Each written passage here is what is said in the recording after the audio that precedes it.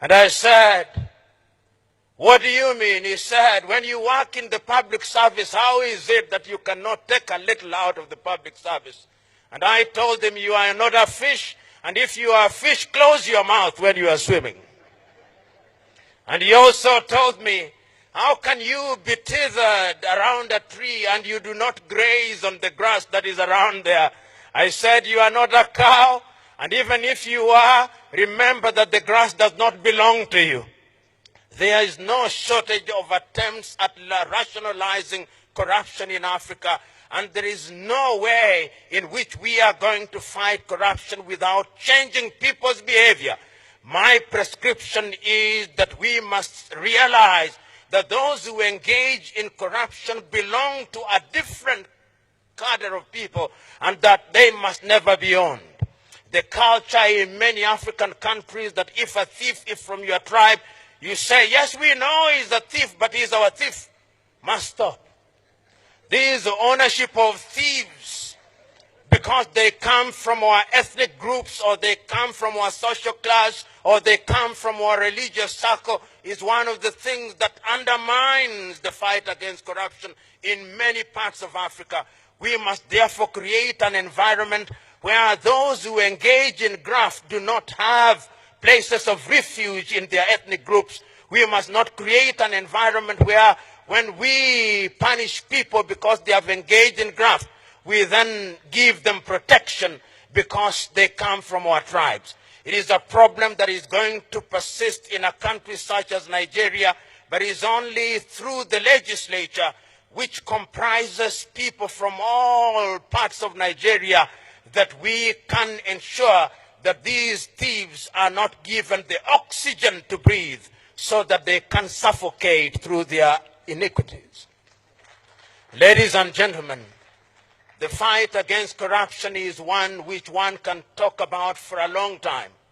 But when one is speaking in the presence of the Vice President of the Federal Republic of Nigeria, one ought to measure one's words. One only ought to say the things that ought to be said. And therefore, as I draw to the conclusion of my presentation, there are a number of things that I think are critical in the fight against corruption in the manner that it has been demonstrated in different parts of the world. The first thing that we must do is that we must strengthen institutions. Institutions are at the very heart of the sustained fight against corruption. Your President, His Excellency Muhammadu Buhari, is on the right path. He has given us a clarion call. He is now recognized the world over as one of the chief fighters against corruption. But I can tell you that no matter how well-intentioned he is not going to succeed unless you support him as the legislators.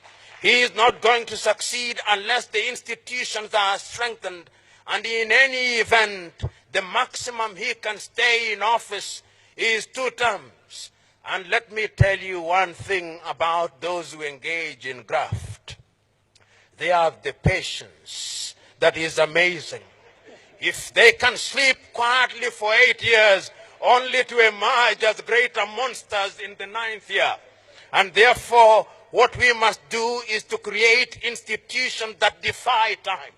Those institutions must be institutions that are recognized by the law. If it is the institution of parliament, it must stay strong. If it is the institution of the judiciary, it must be purged of the men and women who engage in graft. If it is the institution of the executive, it must be strengthened. If it is the EFCC, it must be strengthened. If it is the civil society, it must be strengthened. It is only institutions that defy time that will ensure that we succeed in the fight against corruption.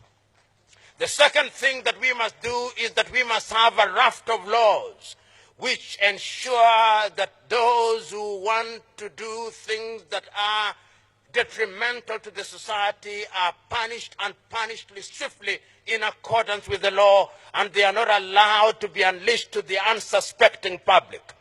And I am happy to note that our representatives from Europe are here. For a long time, Africans who stole from Africa had safe havens in Europe. It is my joy that even Europe now is beginning to close the doors. Under the World Bank, we have mutual legal assistance if we can ensure that those avenues are closed so that they cannot keep their money away. What amazes me is that these individuals kept their ill-gotten wealth in numbered accounts.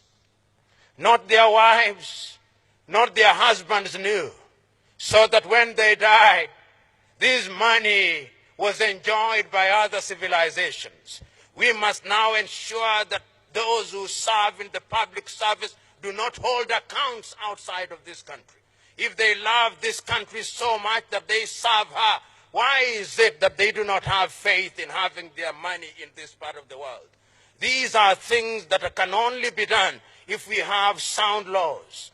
The third thing is that we must look at our education system. What are we teaching in the 143 universities in Nigeria? What are we teaching in our high schools? Are we teaching our young men and women that you can be celebrated simply because you have acquired wealth without a source being given? We must interrogate our curriculum, and we must involve everybody, religious leaders, traditional leaders, because how can it be that among the various peoples of Nigeria, you would not allow your daughter or your son to marry a thief who has stolen a goat, but a thief who has stolen naira is celebrated? We must give the goat and the naira equal value, because he's a thief is a thief. Lastly, I have no doubt in my mind that we must introduce hygiene in our politics. The day we introduce hygiene in our politics, so that our men and women who seek public office are men and women of integrity, so that our men and women who seek public office finance their campaigns in a clean manner, we will never succeed. I've always been amazed in many African countries that a person who, upon being elected, if he is a Nigerian, for 5 years will earn no more than 30 million naira, is prepared to spend 1 billion naira to go into public office. There must be something that they see that we, the electorate, do not see. And that thing is the ability and the opportunity to privatize public wealth. The day we introduce hygiene in our politics, the day we deal with the financing of our politics, that is the day that we will begin to sanitize our country, and that is the day that Nigeria will begin to be a great country. I look forward to the day, therefore, that corruption will be an exception rather than the rule. I look forward to the day, therefore, when the laws that we are enacting will be laws that will be observed.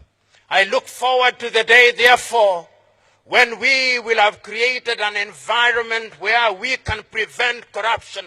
I look forward to the day, therefore, when national honors in Nigeria will be given to men and women who deserve it, not those who have bought them.